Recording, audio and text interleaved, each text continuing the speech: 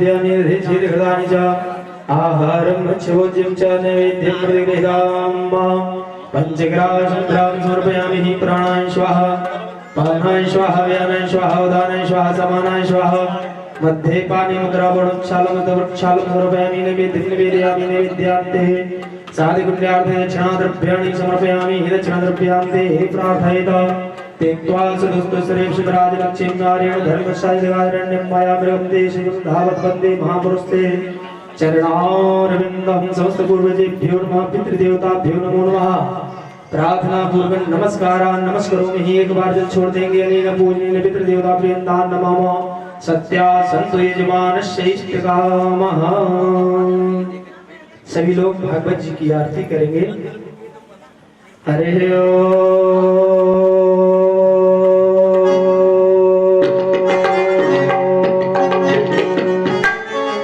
चंद्रमा मनसो जात चक्षुः सूर्यो अजायत श्रोत्राद्वास्य प्राणस्य मुखा अग्निरजायत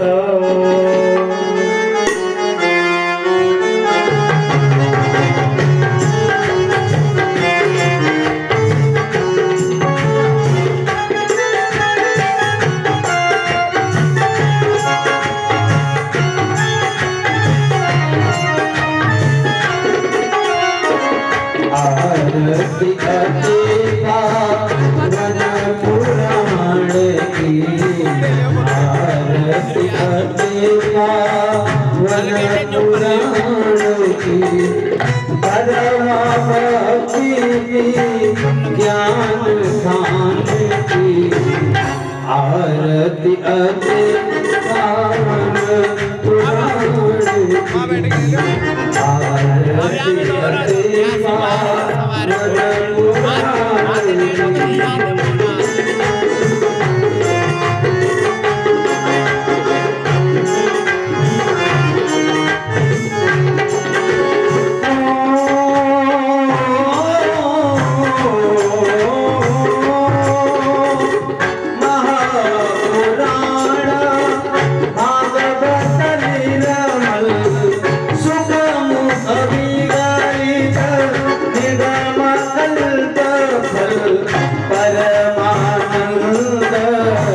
सुधारसमय कल परमानंद सुधारसमय कल लीलारती रस रस निधान की आरती करेगा वन पुराण की आरती करेगा वन पुराण की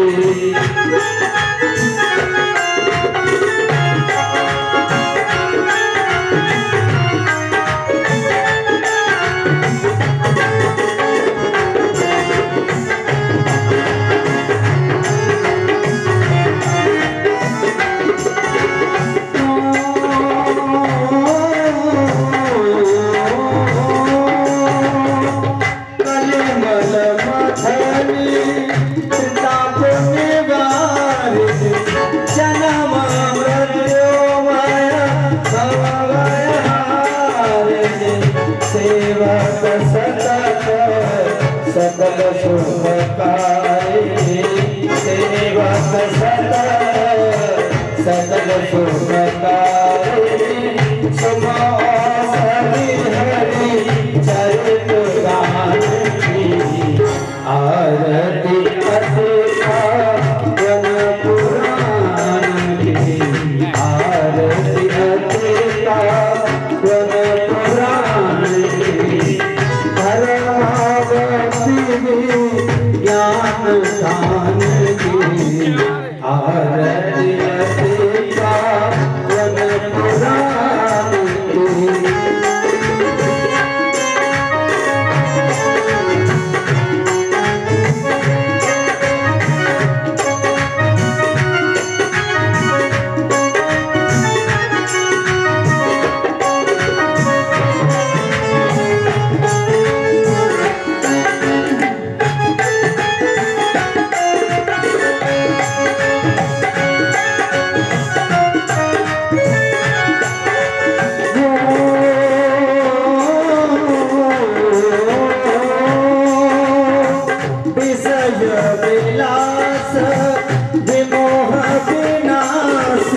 विमल विराग विवेक विकास भगवत तत्व रहस्य प्रकाश भगवत तत्व रहस्य प्रकाश परम ज्योति परमात्मा ज्ञान की आरती अति पावन पुराण की धर्मवती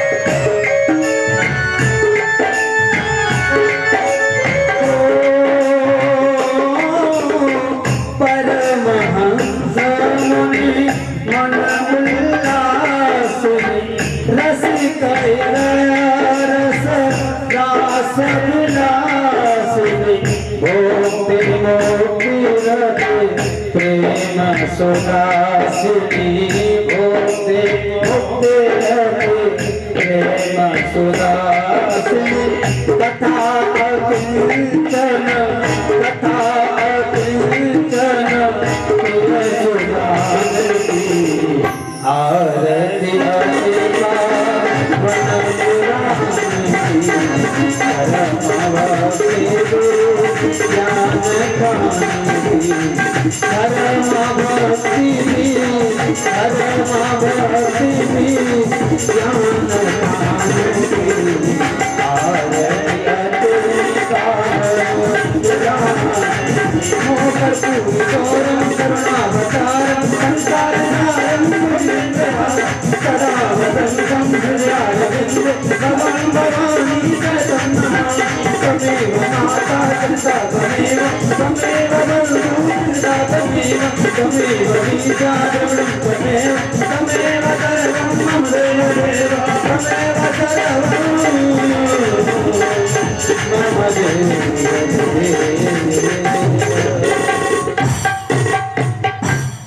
जले निषेधनीकरणं पुष्पे देवाभिवन्दनम् आरोग्यार्थे आत्माभिवन्दनम् ओम देवो शान्तिरन्तरिक्षं शान्तिः पृथ्वी शान्तिरापः शान्तिरोग देहा शान्तिः वनस्पतयः शान्तिः स्वे देवाः शान्तिः ब्रह्म शान्तिः सर्वं शान्तिः शान्तिरेव शान्तिः क्षमा शान्तिरेधि आरार्तिक्यं समर्पयामि श्री पुराणपुरुषोत्तमाय नमः मन्त्रपुष्पाञ्जलिः हरिः ओम ओम यज्ञेन यज्ञमय दन्तदेवास्तानि धर्माणि प्रथमान्य सन्नादेहनागं महिमानः सजन्त पूर्वे साध्याः सन्ति देवाः ओम एकदन्ताय विद्महे वक्रतुण्डाय धीमहि तन्नो दन्ती प्रचोदयात् ओम गणम्बिकायै च विद्महे कर्मसिद्ध्यै च धीमहि तन्नो गौरिः प्रचोदयात् ओम नारायणाय विद्महे वासुदेवाय धीमहि तन्नो विष्णुः प्रचोदयात्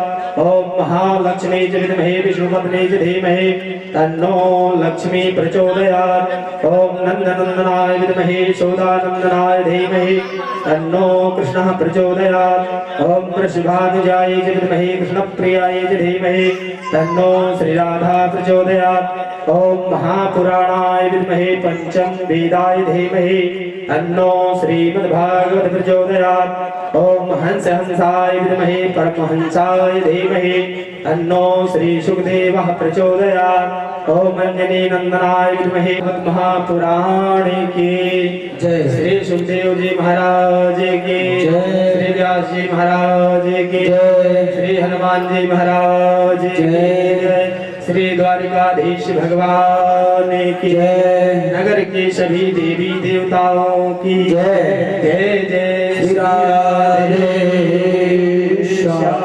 नमः पार्वती पतये हर हर महादेव शंभो। सभी लोग शांति से कथा श्रवण करेंगे। जो भी 7 दिन तक ध्यान लगा करके कथा श्रवण नहीं कर पाए हैं वे सही व्यक्ति आज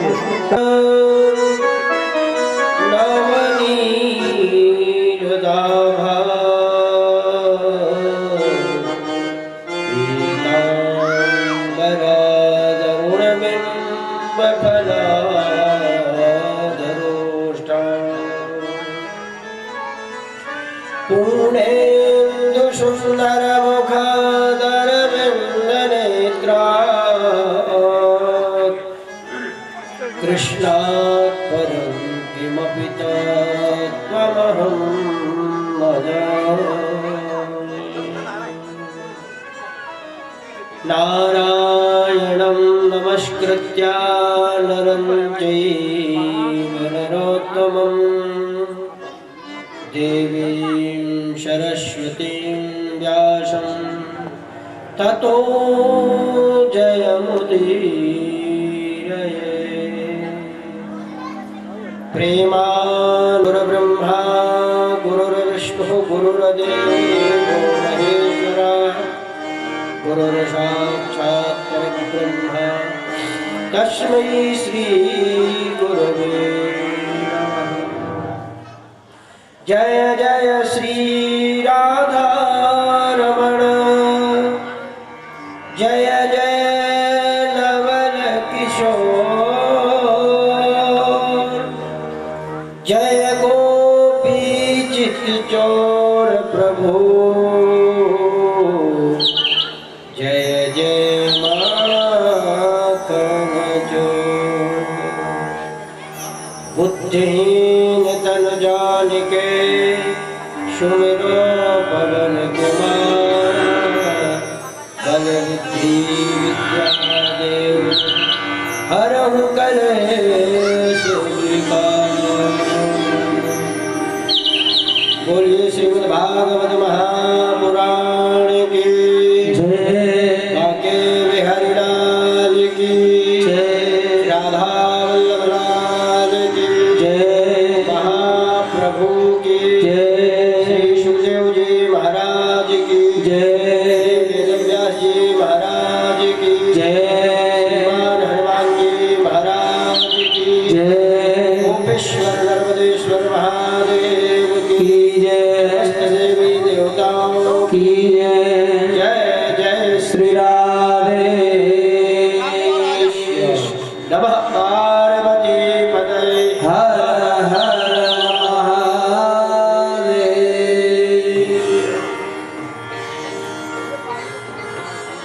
श्री राधा। भगवान श्री बालकृष्ण लाल की 52वीं प्रतिस्वरूपा श्रीमद् भागवत महापुराण सप्ताह ज्ञान यज्ञ का आज आखिरी पड़ाव। भगवान की अहेतुकी कृपा से ही यह सब संभव हो पाता है। जीव मन में विचार तो कई कल्पनाओं को लेकर के करता रहता है, लेकिन क्या पूर्ण होना है और क्या नहीं होना ये तो भगवान के हाथ में होता है। इस तरह के शुभ अवसर बिना भगवत कृपा के संभव नहीं होते, क्योंकि यह कोई लौकिक वस्तु नहीं है, यह दुर्लभ वस्तु है। इसलिए आइए भगवान की मंगलमयी कथाओं का श्रवण करने से पूर्व ही कुछ क्षण भगवान नाम आश्रय, इसके बाद में भगवान की यह अमृतमयी कथा का पान करें। श्री कृष्ण गोविंद हरे मुरारे हे नाथ नारायण वासुदेवा। श्री कृष्ण गोविंद हरे मुरारे हे नाथ नारायण वासुदेवा। श्री कृष्ण गोविंद हरे मुरारे हे नाथ नारायण वासुदेवा। श्री कृष्ण गोविंद हरे मुरारे हे नाथ नारायण वासुदेवा। हे नाथ नारायण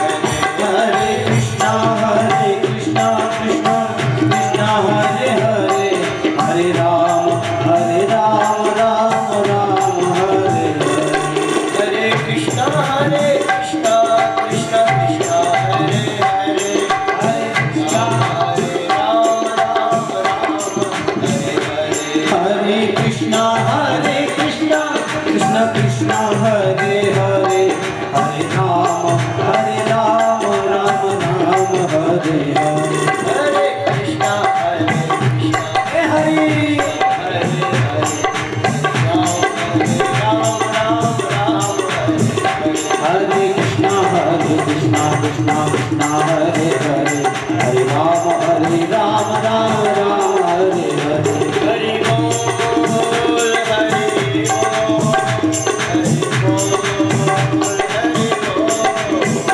हरि बोल हरि बोल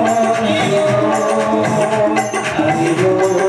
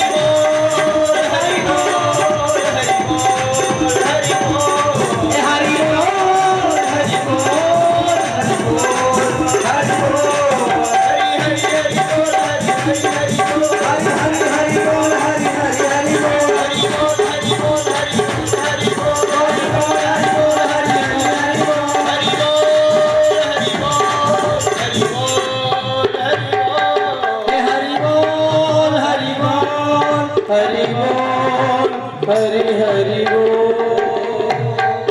बोलो श्री हरि भगवान की जय। जय जय श्री राम। श्रीमद् भागवत महापुराणांतर्गत महारानी रुक्मिणी की शादी इनके मुताबिक हुई, लेकिन रुक्मिणी महारानी और उनके पिता भीष्म ये चाहते थे कि शादी द्वारकाधीश के साथ में। महारानी रुक्मिणी साक्षात लक्ष्मी स्वरूपा है, और जो भी व्यक्ति लक्ष्मी को अपनी पत्नी मानता है वह शिशुपाल की तरह ही एक दिन रोता रहता है, क्योंकि लक्ष्मी नारायण की है और नारायण की ही रहेंगी। तो लक्ष्मी को क्या माने? लक्ष्मी को मां मान सकते हैं, लक्ष्मी को पुत्री भी मान सकते हैं। दूसरी तरफ हम भी यही प्रार्थना करें कि हे प्रभु, जिस तरह से रुक्मिणी महारानी का मंगल मनोरथ पूर्ण किया, उसी तरह से आप भी हमें अपनी दासी स्वीकार करें, क्योंकि जिस तरह से रुक्मिणी महारानी समस्त सेवकों सैनिकों के बीच में भगवती के मंदिर में भी संरक्षित थी, और रुक्मिणी महारानी तो द्वारकाधीश के पास में जा नहीं सकती थी, लेकिन द्वारकाधीश स्वतः आकर के उनके पाणी को ग्रहण किया।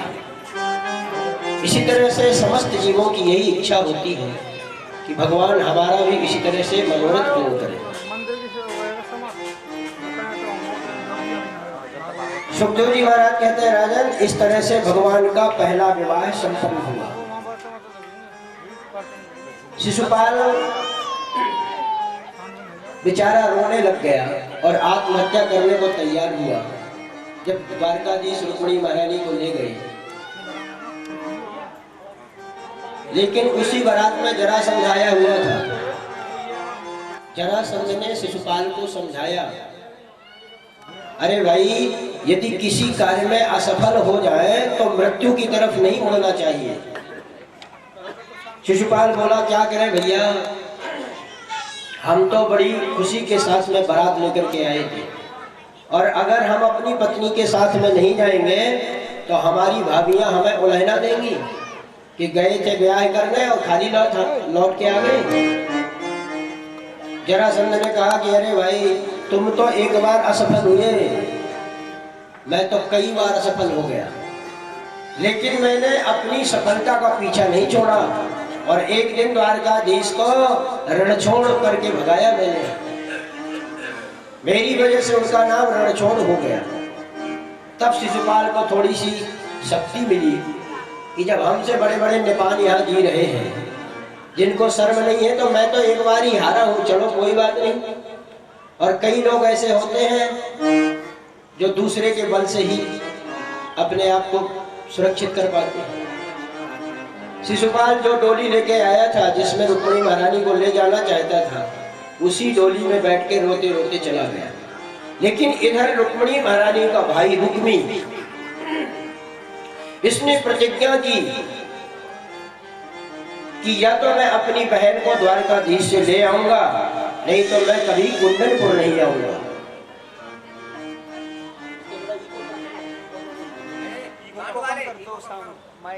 तो रुक्मी ने अपना रथ तैयार किया, द्वारकाधीश के पीछे रथ को बढ़ाया। इधर जब द्वारकाधीश प्रभु रात्रि में ही ब्राह्मण देवता के साथ में आ गए, तो उधर दाऊ दादा ने पूछा द्वारका में कि इतनी जल्दी जल्दी में द्वारकाधीश कहाँ चल दिए हैं। द्वारपालों ने कहा, सेवकों ने कहा, महाराज, हम कुछ ज्यादा तो नहीं जानते, लेकिन कुंडनपुर से एक ब्राह्मण देवता आए थे और वह एक गुप्त पत्र लेके आए थे, और बस ब्राह्मण देवता को अंतःपुर में ले जाकर के उनका आतिथ्य स्वागत किया और कुछ बातें की, और फिर सीधे रथ में बैठते हुए हमें दिखाई दिए द्वारकाधीश। दाऊ दादा समझ गए कि यदि कुंडनपुर से पत्र आया है, ब्राह्मण आया है, तो भीष्म की महाराज की पुत्री का या तो स्वयंवर होगा या फिर उन्हीं के विवाह की कामना से कोई गुप्त बात होगी। दाऊ दादा बड़े भैया हैं, इसलिए उनको कन्हैया की चिंता रहती है। दाऊ दादा ने अपने सेवकों से कहा, देखो भाई, कन्हैया अकेले गए हैं और उस सभा में शिशुपाल और जरासंध जैसे योद्धा आएंगे, इसलिए हमें भी द्वारकाधीश की रक्षा में चलना चाहिए। तो द्वारकाधीश तो रात्रि में ही निकल आए, लेकिन सुबह सुबह अपनी सेना को लेकर के दाऊ दादा ने भी कुंडनपुर की तरफ चढ़ाई कर दी। इधर भगवान जैसे रुक्मिणी महारानी को लेकर रथ में दौड़ रहे थे, इधर से ही पीछे से रुक्मिणी महारानी के बड़े भ्राता श्री रुक्मी ने भगवान को बार बार युद्ध की चुनौती देनी शुरू कर दी। अरे भगवाने, अगर तुझ में तनिक भी क्षत्रित्व है तो तू खड़ा रह, अगर योद्धा है या वीर है तो मुझसे मुकाबला कर, इसके बाद में तू जा। जब भगवान को बार बार चुनौती देने लग गए तो भगवान ने अपना रथ मोड़ दिया। और भी कई राजा थे, सबने कहा यह सबसे बढ़िया मौका है इस बंसी वाले को मारने का, क्योंकि यदि डर लगता है तो उस हल मूसर वाले से अपने हल से खींचता है और मूसर से ठोक देता है, इसलिए आज तो अकेला फंस गया, इसलिए इसको पकड़ लो, बंदी बना लो। भगवान ने अपना रथ मोड़ दिया इन योद्धाओं की तरफ, और पीछे से जैसे ही भगवान ने रथ मोड़ा, पीछे से आवाज आई, बोलो द्वारकाधीश की। भगवान ने मुड़ के देखा कि यहाँ योद्धाओं के बीच में द्वारकाधीश की जय कौन बोल रहा है, और जैसे ही मुड़ के देखा भगवान ने, तो पीछे से दाऊ दादा हल और मूसल खींचे हुए दौड़ के आ रहे हैं रथ में सवार होकर के। भगवान ने दाऊ दादा को रुक्मिणी महारानी के साथ में प्रणाम किया। दाऊ दादा बोले, लाला, बहू रानी के साथ में घर में पूरा आशीर्वाद मिलेगा, तुम तो सीधे द्वारका की ओर प्रस्थान करो, मैं देखता हूँ इन योद्धाओं को। द्वारकाधीश तो चले फिर द्वारका की तरफ। इधर दाऊ दादा ने जितने योद्धा थे सबको अपने हल मूतल से ठिकाने लगाने शुरू कर दिए, लेकिन रुक्मिणी फिर भी भगवान का पीछा नहीं छोड़ा। बार बार जब युद्ध की लिए ललकारने लगा तो भगवान अपने रथ से उतरे और रुक्मी को पकड़ लिया। पकड़ करके जैसे ही मारने के लिए उद्यत हुए तो रुक्मिणी महारानी ने हाथ पकड़ लिया। महाराज, आपसे एक प्रार्थना है। आपको पता है ये कौन है? ये मेरे भैया हैं, और अभी हमारा विवाह भी नहीं पूर्णतया हुआ है, और अभी से आपने ठोका पटेली शुरू कर दी, तब तो सब मुहूर्त ही बिगड़ जाएगा। और रुक्मिणी महारानी घबरा गई। भगवान ने रुक्मिणी महारानी को सांत्वना दिया, देवी घबराओ मत, अगर ये तुम्हारे भ्राताश्री हैं तो हमारे भी तो कुछ लगेंगे, इसलिए तुम्हें घबराने की आवश्यकता नहीं है। और भगवान जहाँ मारने को उद्यत हुए थे, वहीं पर भगवान ने रुक्मी के बालों को अपनी तलवार से मोड़ना शुरू कर दिया। इतने में दाऊ दादा आ गए। दाऊ दादा ने डांटा, अरे कन्हैया, ये नावगिरी को काम कब से शुरू कर दियो तने? और नाना तरह से भगवान को डांटा दाऊ दादा ने। अपने स्वजन संबंधियों के साथ में कोई इस तरह के कृत्य करता है? तुमने यह बहुत गलत कार्य किया है। इसके बाद में दाऊ दादा ने रुक्मी को भी डांटा। देखिए, यही नीति कहती है, अगर अपने ही कोई दो व्यक्ति हो और वो युद्ध लड़े या झगड़े किसी तरह से, तो जो पहले अपना बिल्कुल नजदीकी हो उसको डांटो। अगर आपने आते ही विरोधी पक्ष में टूट पड़े तो युद्ध ही हो जाएगा, लेकिन जब अपने जनों को आप डांटोगे तो उसको भी आपकी तरफ से लगेगा कि यह बड़ेपन निभा रहा है। भगवान ने पहले कन्हैया को डांटा, इधर रुक्मी को डांटा। रुक्मिणी महारानी से बोले, देवी क्या करें? भगवान कहने लगे, देवी यह क्षत्रिय धर्म ही ऐसा होता है, अगर क्षत्रियों में भाई भी भाई को युद्ध के लिए ललकारे तो उसे युद्ध करना ही पड़ता है। इस तरह से भगवान द्वारकाधीश द्वारका में पहुंचे। इधर रुक्मी ने तो प्रतिज्ञा ही की थी, इसलिए रुक्मी लौट के कुंडनपुर नहीं गया, दूसरे नगर को बसा करके रहने लग गया। भगवान द्वारका में पहुंचे, धूमधाम से ठाकुर जी का विवाह उत्सव मनाया गया। इस तरह से भगवान का यह प्रथम विवाह हुआ। सुखदेव जी महाराज कहते हैं, रुक्मिणी महारानी के पहला पुत्र हुआ जिसका नाम हुआ प्रद्युम्न। लेकिन प्रद्युम्न ने जैसे ही जन्म लिया,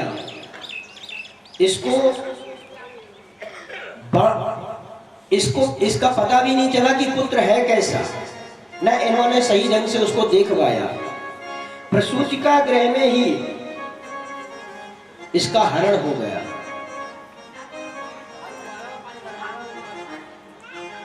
रुक्मिणी महारानी बहुत पछताने लगी, पुत्र हुआ और मैंने उसको देखा भी नहीं, जिसका हरण भी हो गया। लेकिन इसका हरण करने वाला सम्रासुर नाम का एक दैत्य था, जिसको ये पता चला था कि तुम कृष्ण के प्रथम पुत्र के हाथ से मारे जाओगे। उसने सोचा प्रथम पुत्र होगा, मैं प्रथम पुत्र को जन्म लेते ही मार दूंगा। सम्रासुर बहुत बड़ा मायावी था। प्रसूतिका गृह में गया और उसने प्रद्युम्न का हरण किया और ले जा करके समुद्र में फेंक दिया। उसको एक मछली निगल गई और वही मछली मछुआरे के जाल में फंस गई और सम्रासुर के ही यहाँ वो मछली रसोई में आ गई।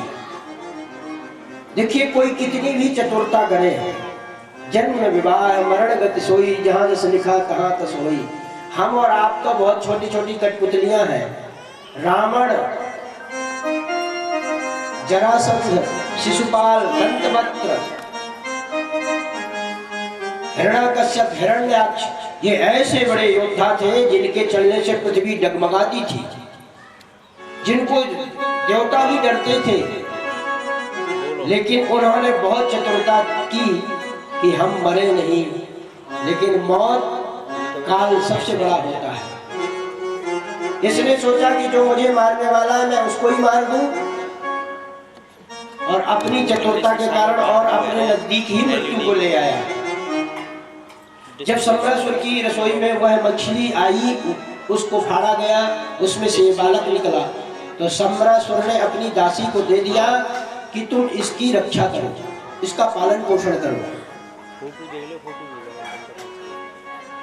यह जो प्रद्युम्न है ये कोई और नहीं है, ये साक्षात कामदेव है। भगवान शंकर जब समाधि में थे और देवताओं के कहने पर शंकर की समाधि भंग करने के लिए कामदेव गए, तो भोलेनाथ की दृष्टि मात्र से ही इनको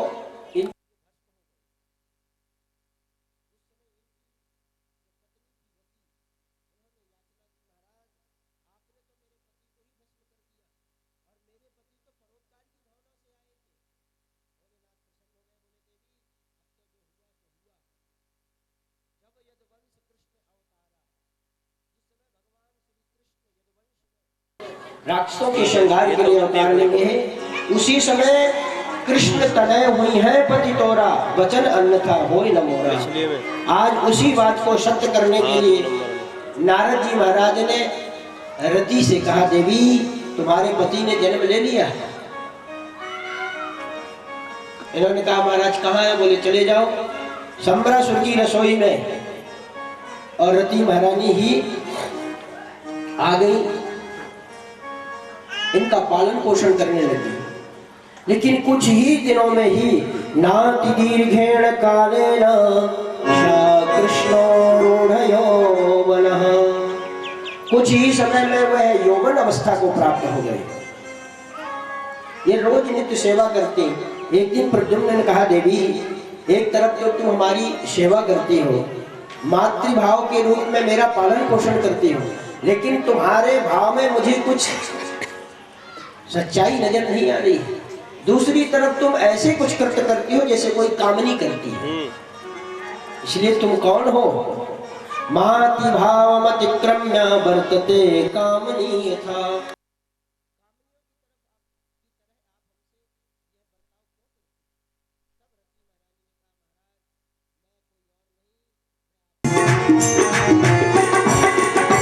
रात को मैंने सपन में देखा मेरे महल अटारी,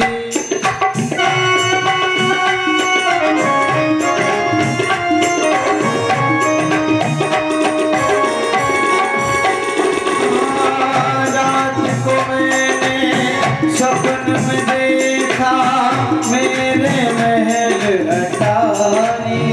आँख खुली तो सपना टूटा, मैं तो एक भिखारी। आँख खुली तो सपना टूटा, मैं तो एक भिखारी। सब पाया सब है खोना, होगा वही है होना। किस्मत में जो लिखा है, किस्मत में जो लिखा है, किस्मत में जो लिखा है, किस्मत में जो। गुरुद्वारकाधीश की। सुखदेव जी महाराज से परीक्षित जी कहते हैं, महाराज आप कहते हैं कि भगवान की रानियों ने प्रद्युम्न को देख करके कृष्ण को ही समझा, तो आप मुझे यह सुनाएं कि भगवान की कितनी रानियां थी, कितने विवाह हुए? सुखदेव जी महाराज कहते हैं, राजा एक थे सत्राजित, जिन्होंने सूर्य की बहुत उपासना की और उनको सूर्य भगवान ने एक मणि दी जिसका नाम था श्यामंतक मणि। उस मणि का स्वभाव था कि जिस जगह वो मणि रहेगी वहां अकाल दुर्भिक्ष आदि दैवीय घटना नहीं होगी। 8 बार सोना नित्य देती थी। इस मणि को लेकर के ये पहन के सबको दिखाते रहे। एक दिन द्वारकानाथ की सभा में आए तो किसी ने इनसे कह दिया कि देखो भाई इतनी दिव्य मणि है और यह तो द्वारकाधीश के गले में ही सुशोभित होगी, आपके गले में ज्यादा सुंदर नहीं लग रही है, इसलिए आप इस मणि को द्वारकाधीश को दे दो। सत्यजित बोला कि तपस्या हमने की, उस तपस्या का फल हमें मिला, हम द्वारकाधीश को क्यों दे दें? तब सबने कहा हमने तो आपको सुझाव दिया है, और ये चले गए। एक दिन इनके छोटे भाई थे प्रसेन, उन्होंने मणि को धारण किया, जंगल में गए शिकार खेलने। किसी सिंह ने प्रसेन का वध कर दिया और चमकती हुई मणि को अपने मुंह में दबा करके आगे ले चले। उसी समय जामवंत जी थे और उन्होंने देखा कि कोई सिंह चमकती हुई बहुत दिव्य वस्तु लिए हुए है, इसलिए उन्होंने सिंह का वध किया और मणि को लेकर के अपनी गुफा में चले गए। और इनकी एक पुत्री थी जाम्बवती, जिसको उन्होंने मणि उपहार में दे दी। लेकिन जैसे ही ये प्रसेन शिकार खेल के नहीं आया, सत्यजित ने अपनी पत्नी से कहा कि देवी मुझे लगता है कि हमारे भाई को द्वारकाधीश ने मरवा दिया, क्योंकि मुझसे मणि मंगाई गई थी, मैंने मणि नहीं दी और वो मणि पहन के गया था, इसलिए मणि के लोभ में इन्होंने हमारे भाई का कत्ल ही करवा दिया। लेकिन मैं तुमसे कहता हूँ यह बात एकदम से अभी मुझे प्रामाणिकता से पता नहीं है, तुम किसी से कहना मत। और माताओं को एक परेशानी होती है, अगर कोई गुप्त बात हो और किसी से कहे नहीं तो जब तक नहीं कहेंगी तब तक बीमार रहती हैं। वो बेचारी बोली कि ठीक है महाराज, मैं किसी से नहीं कहूँगी। 2-4 दिन तक तो वो उसको सहन कर पाई, लेकिन जब उससे नहीं रहा गया तो अपनी सखी से कहा, बहन एक बहुत गुप्त बात तुझे बता रही हूँ, लेकिन तू किसी से मत कहना, मैं केवल तुझे ही बता रही हूँ। द्वारकाधीश ने मणि के चक्कर में हमारे देवर का ही वध करवा दिया, पर किसी से मत कहियो। बोली नहीं बहन, मैं क्यों कहूँगी। और उसने अपनी सहेली से करने करने जपन जना धीरे धीरे बात पहुंच गई द्वारकाधीश के पास। जनता का कोई ठिकाना नहीं है। जो जनता द्वारकाधीश को राजा समझती थी वो कहने लगी हम तो पहले जानते थे, अरे भाई चोर तो चोरी होता है, पहले माखन मिश्री की चोरी करते थे, अब राजा हो गए सो मणियों की चोरी करने लगे। इनका तो स्वभाव ही चोरी करने का है। द्वारकाधीश के सेवकों ने कहा महाराज आपके प्रति बहुत बुरी हवा फैली है। द्वारकाधीश बोले ठीक है। द्वारकाधीश ने अपने साथ में कुछ गणमान्य सैनिक लिए और चल पड़े जंगल को। देखा तो प्रसेन मरा पड़ा था, लेकिन मणि नहीं मिली। प्रसेन को मारने वाले सिंह के पदचिन्हों पर जब और आगे चले तो सिंह भी मरा पड़ा था, लेकिन वहां भी मणि नहीं थी। और उसके मारने वाले के पदचिन्हों पर चले तो जामवंत की गुफा में भगवान ने देखा कि वो पदचिन्ह गए हैं। सैनिकों से कहा कि तुम यहीं रुको, मैं अंदर से देख करके आता हूँ यहाँ कौन है। भगवान जब अंदर गए तो उसी मणि से जामवती महारानी खेल रही थी। जामवंत सो रहा था, भगवान ने जैसी मणि उसके हाथ से खींच ली वो रोने लगी और जामवंत जग गया। और फिर इनका क्या था, तुरंत भिड़ गए भगवान से, युद्ध हुआ, बड़ा भयानक युद्ध हुआ। और युद्ध 27 दिन तक चला। 27वें दिन भगवान ने ऐसी रगड़ी जामवंत को याद आ गई। बोले बस बस महाराज हम समझ गए आप कौन हैं, क्योंकि जब राम जी का युद्ध हुआ रावण के साथ में तो जामवंत जी को कहीं युद्ध का मौका नहीं मिला। सबको भगवान वरदान देने लग गए। जब विदा कर रहे हैं तो जामवंत जी से कहा कि आप भी कुछ मंगा लीजिए। बोले महाराज क्या मंगाए, हम जो चाहते हैं वो हम आपसे ले नहीं सकते, आप क्या चाहते हैं। बोले हम चाहते हैं कि जितनी सेना थी सबको युद्ध करने का अवसर मिला, लेकिन हमें युद्ध करने का अवसर नहीं मिला, हमारे हाथों में खुजली हो रही है।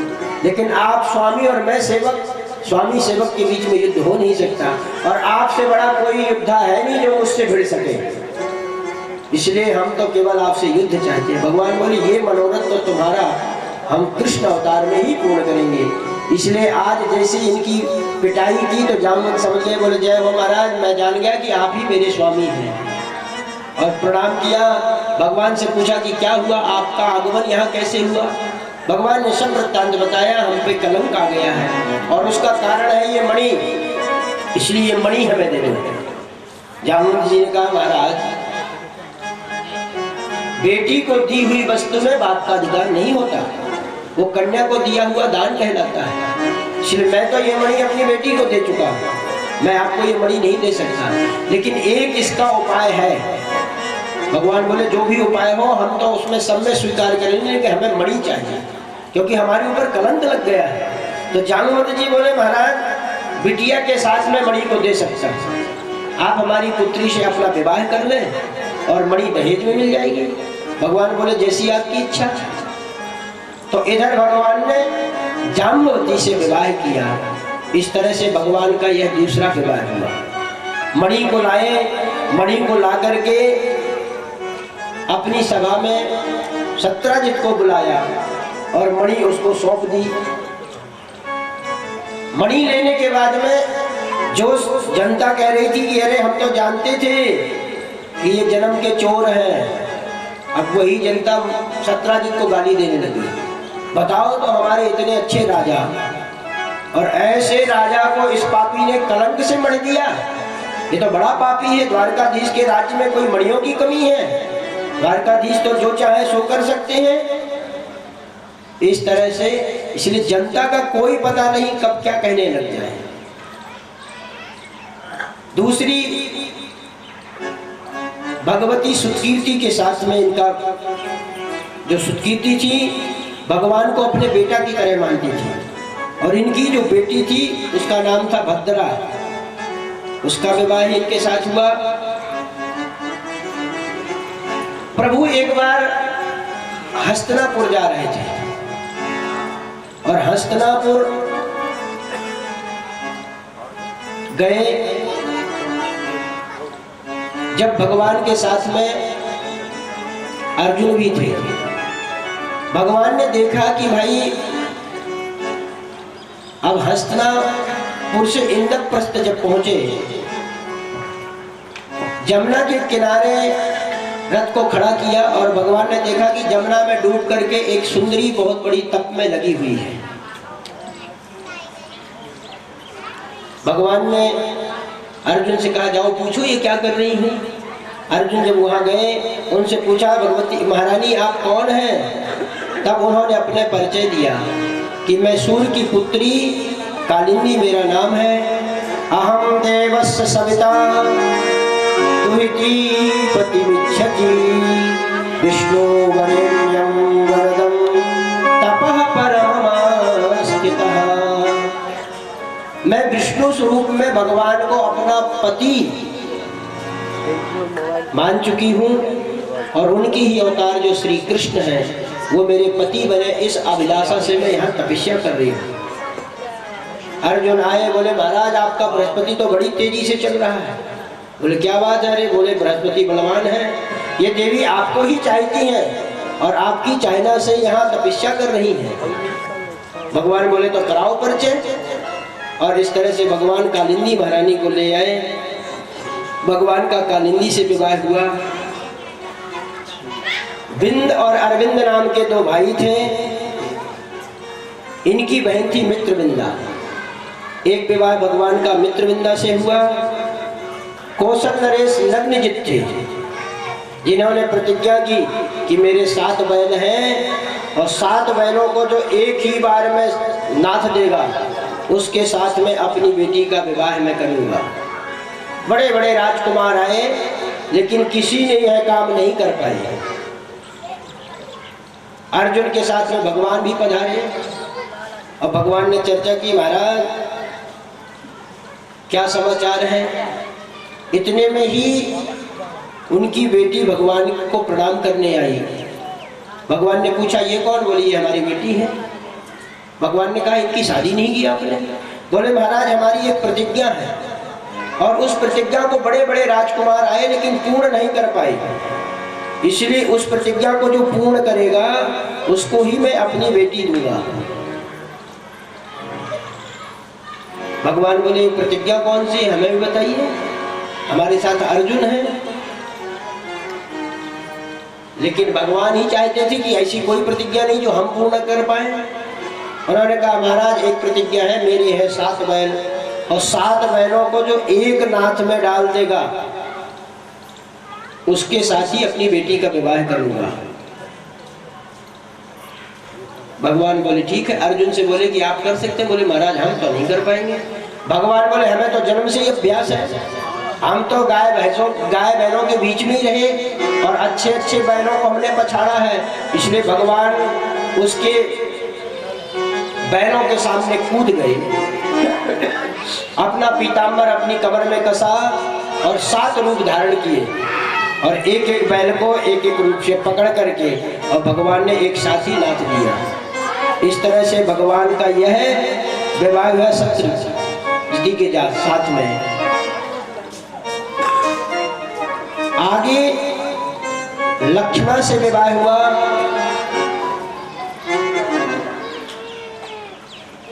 भगवान के इस तरह से 8 विवाह हुए। ये तो 8 विवाह अलग अलग मुहूर्त में अलग अलग जगह हुए, लेकिन नरकासुर नाम का एक दैत्य था जो भूमिपुत्र था, जिसका दूसरा नाम था भौमासुर। इसके यहाँ 16,100 तक कन्याएं इसने कैद कर ली थी और इसने प्रतिज्ञा की थी 16,108 कन्याएं हुई और मैं उनके साथ में शादी रचाऊंगा, क्योंकि ये जिस राजा के यहाँ युद्ध करने जाता उस राजा के राज्य की समस्त कन्याओं का अपहरण कर लेता, जबरदस्ती बलात् वहां से उठा के ले आता। इस तरह से ये कैद करता रहा। भगवान ने भौमासुर का वध किया और भौमासुर कोई साधारण वीर नहीं था। भौमासुर वही है जिसने दिति महारानी के कुंडल भी कान से खींच लिए थे, इतना बड़ा दैत्य था। भगवान को संदेश मिला कि हमारी रक्षा करे द्वारकाधीश प्रभु। भगवान गए और भगवान जाकर के एक मुर नाम का दैत्य था उसका संहार किया। भगवान का नाम पड़ा मुरारी। बोले मुरारी भगवान की। भौमासुर का वध किया और समस्त कन्याओं को मुक्त कर दिया और बोले देवियों आप लोग जा सकती हैं जहां आपको जाना हो। वो बोली महाराज अब हमें कौन स्वीकार करेगा, क्योंकि इस दैत्य ने दुष्ट ने तो हमें सब दूषित कर दिया है। हम अपनी पवित्रता का कितना भी प्रमाण दें लेकिन कोई नहीं मानेगा। अब हमारा तो एक ही ठिकाना है कि हम आत्महत्या कर लें, तभी हमें शांति मिलेगी। हमारा कोई नहीं दुनिया में। भगवान बोले जिसका कोई नहीं होता दुनिया में उसका मैं होता हूँ। इस तरह से भगवान उन कन्याओं के साथ में एक ही मुहूर्त में 16,100 के साथ में विवाह किया। इस तरह से परीक्षित भगवान के 16,108 विवाह हुए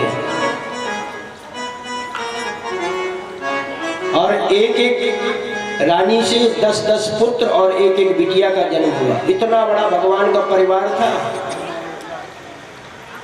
लेकिन भगवान कभी भी निराश होकर नहीं बैठे। देखिए राम जी के जीवन में केवल राज्य जब मिलनी थी तभी से परिस्थितियां विपरीत हुई, लेकिन भगवान श्री कृष्ण के जीवन में तो जन्म लेते ही परिस्थितियां विपरीत हो गई। जन्म लिया जेल में पहुंच गए गोकुल। अभी कुछ ही महीने के हुए थे कि पूतना आ गई। शक्टासुर, अघासुर, बकासुर बड़े बड़े दैत्य आए। मथुरा आए तो मामा का वध किया, जरासंध से कई बार युद्ध हुआ। द्वारका आए तो उनके बुआ के बेटा पांडवों के बीच में उनको कई युद्धों को करवाना पड़ा। महाभारत जैसा युद्ध किया। भगवान अपने परिवार को भी चराया हमने। रुक्मणी महारानी अगर आप कहो कि हम चरित्र से बहुत बढ़िया हैं तो हम नंबर 1 के चोर हैं। हम में छाप लगी है कि ये चोर है, तो ना हमारा नाम बढ़िया ना हमारा कोई खानदान किसी विशिष्ट गुणों से संपन्न है। हमारे तो पता ही नहीं माँ बाप का भी। तो आपने क्या छोड़कर सोच करके विवाह किया? अगर आप सोचो कि हम बड़े सूरवीर हैं तो वो भी नहीं है, क्योंकि हम जा रहे हैं कि दुश्मन बहुत हमसे ज्यादा पड़ रहा है तो हम रण छोड़ के भाग जाते हैं। इसलिए हमारा नाम भी रणछोड़ पड़ा है। रुक्मिणी महारानी बहुत व्यथित हो गई। भगवान अंत में बोले देवी अभी कुछ नहीं हुआ है, अगर आप चाहो तो शिशुपाल राजा है, चेदी नरेश है। जैसी भगवान ने इस तरह की बातें की तो रुक्मिणी महारानी तो घबरा गई और बेहोश हो गई महारानी। जैसी बेहोश हुई भगवान ने चतुर्भुज रूप धारण किया, दूसरे हाथ से पंखा जलाने लग गए, तीसरे हाथ से उनके केस संभालने लग गए और एक हाथ से महारानी की आंखों में छींटा लगाने लग गए। जैसे महारानी को होश आया भगवान हंसने लगे, ठहाका मार के हंसे भगवान। और रुक्मिणी महारानी ने सोचा कि हे प्रभु, आपने जो जो बातें कही हैं वो सब सत्य है। और रुक्मिणी महारानी ने सब बातों को सही ठहरा दिया भगवान ने। आप कहते हैं हम राजा नहीं है, तो प्रभु आप क्या होंगे राजा? आप तो लोगों को राजा बनाते हैं, आप तो सबके स्वामी हैं, जगतपति हैं।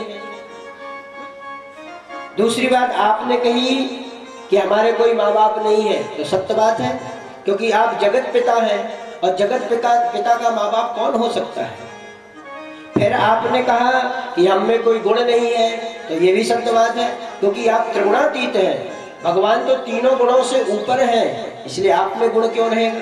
इस तरह से भगवान ने जो जो कहा था वो सब रुक्मिणी महारानी ने बड़े ही प्रेम से भगवान के ऊपर ही घटित कर दिया।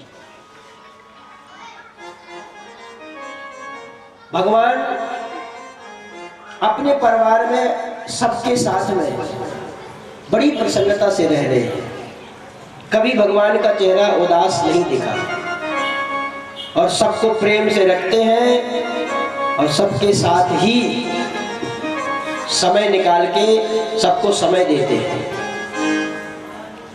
सुखदेव जी महाराज कहते हैं, राजन, प्रद्युम्न के दो पुत्र हुआ, एक जिसका नाम हुआ अनिरुद्ध, और अनिरुद्ध के दो विवाह हुए, लेकिन दोनों विवाह में भयंकर युद्ध हुआ। एक विवाह तो रुक्मी के नातनी जो थी उसके साथ में हुआ।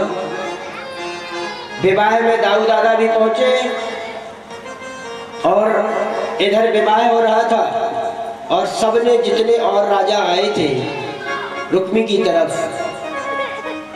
जरासंध आदि, शिशुपाल आदि, सब राजाओं ने कहा कि चलो भाई, जब तक विवाह हो रहा है, रात्रि का समय पास नहीं हो रहा है, तो हम और आप सब चौसर खेल ले, चौपर खेले। दाऊ दादा सबके बीच में बैठ के चौपर खेलने लग गए। लेकिन जैसे ही दाऊ दादा जीतते सब झूठी बोलते, नहीं नहीं दाऊ नहीं जीता, दाऊ नहीं जीता। दाऊ दादा कहते भाई हमारी जीत हुई है, तुम लोग क्यों झुठलाते हो। लेकिन सब एक थे, दाऊ दादा को चिढ़ाने लग गए। फिर दाऊ दादा जैसे चौपर खेले तो फिर दाऊ दादा जीत गए। इन्होंने कहा नहीं नहीं तुम नहीं जीते हो। इतने में ही आकाशवाणी हुई, तदा प्रवीण भोवाणी बने नए विचोदितः। नववाणी हुई कि इस बार तो बलराम ही जीते हुए हैं। भगवान बलराम दाऊ दादा बोले, देखो जी हमने कहा था हम जीते हैं। ऐसा कोई युद्ध हो चाहे कोई खेल हो जिसमें हम ना जीते हैं। और इधर तो रुक्मी बहुत क्रोधित हो पड़ा, अरे तुम लोग बहुत बहरूपिया हो, नाना प्रकार की बातें करने लग गए। तुम लोगों ने गाय चराई है, ये चौसर खेलना तो राजाओं का काम होता है, तुमको क्या पता, तुम क्या जानो खेलना। सो दाऊ दादा को क्रोध आ गया। दाऊ दादा ने अपना निकाला हल, खींचा हल से एक मूसर दिया, तो उसका तो गोविंदाय नमो नमः हो गया। लो उधर विवाह हो रहा है, इधर रुक्मी का वध कर दिया और दाऊ दादा शादी छोड़ के बीच से जाने लग गए।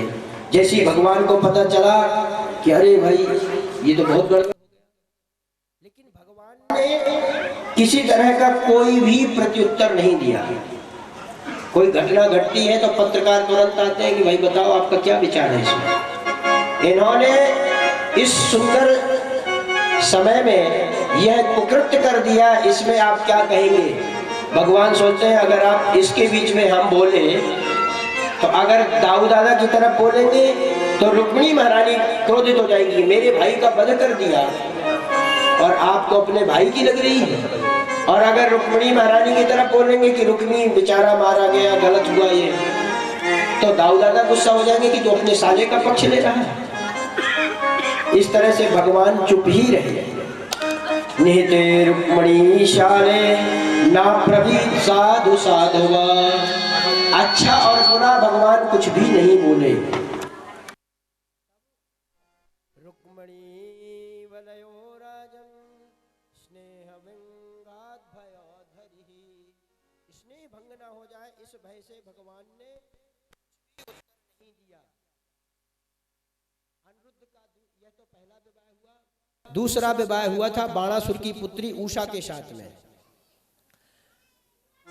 बाणासुर की पुत्री उषा अपने महलों में शयन कर रही थी और इतने में ही इसको अनिरुद्ध का स्वप्न में चेहरा दिखाई दिया।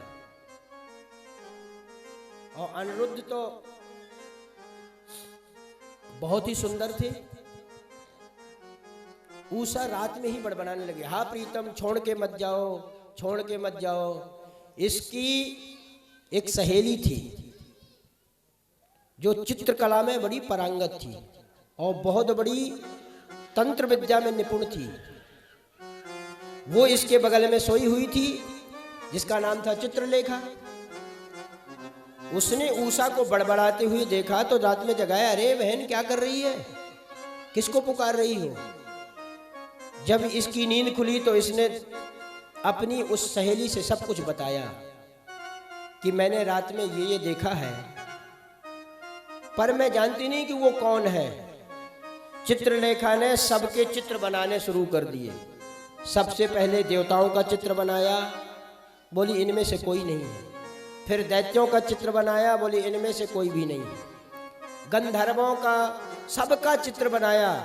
जैसे मानवों में से श्री राम का और श्री कृष्ण का चित्र बनाया तो कृष्ण को देख करके वो बोली बस बस बहन इसके जैसा है, ये नहीं है लेकिन इसके ही जैसा थोड़ा सा मिलता जुलता है। और जैसे ही इन्होंने अनिरुद्ध का चित्र बनाया वो तो शर्मा गई। उसने कहा बहन यही है। चित्रलेखा बोली जानते हो ये कौन है और ये कहाँ रहते हैं? ये द्वारकाधीश के ही खानदान के हैं और ये उस दुर्गम द्वारका में रहते हैं जहाँ सबका जाना संभव नहीं है। जैसे यहाँ से पहुंची, क्योंकि भगवान की द्वारका में सब सो रहे थे, सोते हुए ही अनिरुद्ध को वो पलंग के साथ में उठा करके उषा के कक्ष में रख दिया। इधर ये रहने लग गए, किसी को पता भी नहीं चला। लेकिन एक दिन ये दोनों चौपर खेल रहे थे और चौसर खेलते खेलते ही दोनों जोर से हंसे और जैसे ही हंसे सो इनके किसी सेवक को हंसी सुनाई दे गई। उसने कहा महाराज इस राजकुमारी के महल में किसी पुरुष की हंसी। उसने शिकायत की, महाराज पुत्री कुल दूषणम, यह पुत्री तो आपके कुल को दूषित कर देगी। देखा तो ये वहां रह रहे थे, अनिरुद्ध को पकड़ लिया गया, कारागार में बंद कर दिया गया। लेकिन भगवान का इतना बड़ा परिवार है कि भगवान दो चार ना भी मिले साल दो साल तो कोई पता भी नहीं चलता। नारद जी महाराज पहुंचे, बोले महाराज धन्य है आप पधारे। नारद जी का स्वागत सत्कार किया।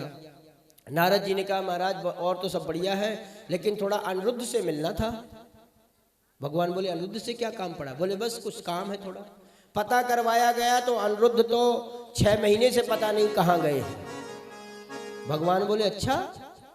तब नारद जी ने कहा महाराज आपके अनिरुद्ध आजकल यहाँ नहीं है, वो बाणासुर के कारागार में पड़े हैं। भगवान ने कहा बाणासुर के यहाँ कैसे पहुंच गए? सब वृत्तांत बताया, ऐसा ऐसा हुआ और आप जाकर के अपनी उसकी बहू के साथ में अपने अनिरुद्ध को आप ले आए। भगवान ने अपनी सेना को लिया और चल दिए बाणासुर की तरफ। बाणासुर के यहाँ एक ध्वजा लगी हुई थी और भगवान ने जैसे ही पहुंचे शंख बजाया, ध्वजा गिर गई।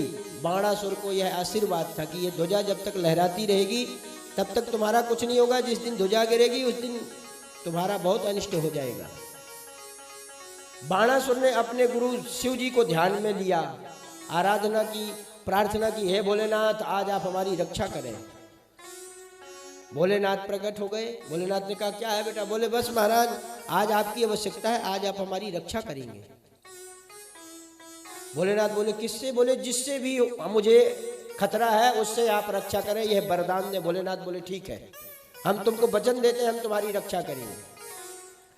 जैसे ही द्वारकाधीश महाराज इनके यहाँ पहुंचे सो दरवाजे में ही भोलेनाथ लगे थे।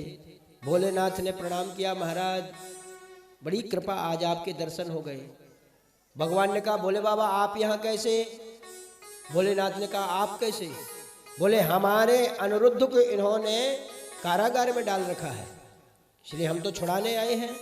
आप कैसे? भोलेनाथ बोले कि जिससे आप युद्ध करके छुड़ाने आए हैं हम उसकी रक्षा में खड़े हैं। भगवान बोले हट जाओ आप। बोले नहीं नहीं ऐसा हम नहीं करेंगे, चेला के साथ में हम किसी तरह की गद्दारी नहीं करेंगे महाराज। तो भगवान बोले कि फिर आपको हमसे युद्ध करना होगा। भोलेनाथ ने कहा ठीक है। युद्ध हुआ, बड़ा भयानक युद्ध हुआ, यहां तक कि भगवान ने और भोलेनाथ ने अपने दिव्य दिव्य अस्त्रों का भी प्रयोग कर दिया। भोलेनाथ ने पशुपतास्त्र चला दिया। जैसी पशुपतास्त्र चलाया तो भगवान भी पीछे नहीं रहे। भगवान ने उस अस्त्र को नारायणास्त्र से काट दिया। इधर भोलेनाथ ने ज्वर को चला दिया। जितने भगवान की सेना में थे सब ज्वर से कांपने लग गए, बुखार चढ़ाया बड़ी जोर का। तो भगवान ने भी इस इधर से नारायणी ज्वर चढ़ाया। और जिस व्यक्ति के शरीर में बहुत ज्वर रहा हो, महीनों महीनों ज्वर ना गया हो, ज्वर से परेशान रहता हो, अगर वो है इसका पाठ करे तो उसका ज्वर हमेशा के लिए चला जाता है। और जिसके घर में नित्य इसका पाठ होता है नारायण ज्वर का, उसके घर में पीढ़ी दर पीढ़ी कभी किसी को ज्वर भी नहीं आता है। हमारे वेद शास्त्र कोई केवल कथाएं नहीं है, कपोल कल्पनाएं नहीं है। मंत्रों की बड़ी शक्ति होती है, लेकिन मंत्र एक ही तरह से सिद्ध होता है, विश्वास से। हमें केवल विश्वास नहीं है। आज हम केवल और केवल विश्वास करते हैं तो देख पाते हैं। अरे भाई विज्ञान ने इतना कुछ किया है, लेकिन आज तक विज्ञान ने इतनी उन्नति नहीं की कि किसी को डिप्रेशन हो या मन अशांत रहता हो तो उसकी भी कोई दवा या कोई मशीन निकाल दे। आप सब कुछ कर सकते हैं, लेकिन मन को शांत कर सकते हैं क्या? ऐसी कोई मशीन है जो आप अपनी अशांति को दूर कर सकें? लेकिन हमारे पुराणों में भले ही भौतिक पदार्थों की उपलब्धता कुछ देर में हो, लेकिन मन की शांति तो तुरंत ही हो जाती है।